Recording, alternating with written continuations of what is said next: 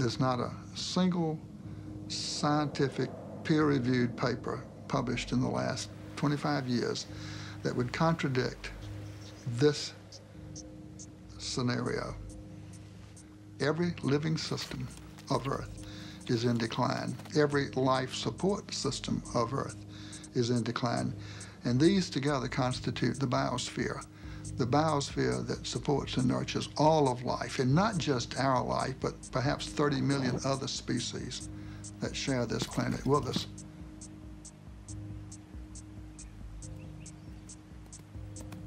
The typical company of the 20th century, extractive, wasteful, abusive, linear in all of its processes, taking from the earth, making, wasting, sending its products back to the biosphere, waste to a landfill.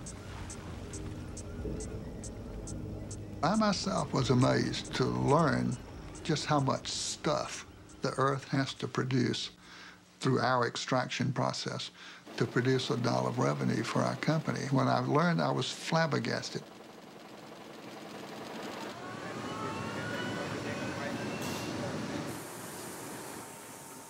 We're leaving a terrible legacy of poison and diminishment of the environment for our grandchildren's grandchildren, generations not yet born. Some people have called that intergenerational tyranny, a form of taxation without representation levied by us on generations yet to be. It's the wrong thing to do. One of the questions that comes up periodically is to what extent could a corporation be considered to be psychopathic?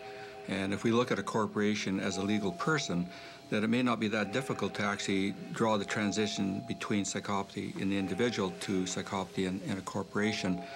We can go through the characteristics that define this particular disorder one by one and see how they might apply to corporations.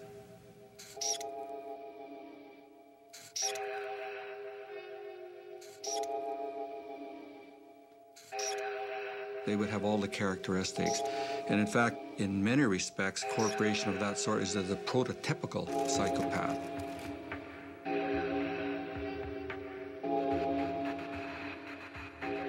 If the dominant institution of our time has been created in the image of a psychopath, who bears the moral responsibility for its actions? Can a building have moral opinions? Can a building have social responsibility? If a building can't have social responsibility, what does it mean to say that a corporation can? A corporation is simply an artificial legal structure. But the people who are engaged in it, whether the stockholders, whether the executives in it, whether the employees, they all have moral responsibilities. It's a fair assumption that every human being, real human beings, flesh and blood ones, not corporations, but every flesh and blood human being is a moral person. You know, we've got the same genes, we're more or less the same, but our nature, the nature of humans, allows all kinds of behavior. I mean, every one of us, under some circumstances, could be, a gas chamber attendant and a saint.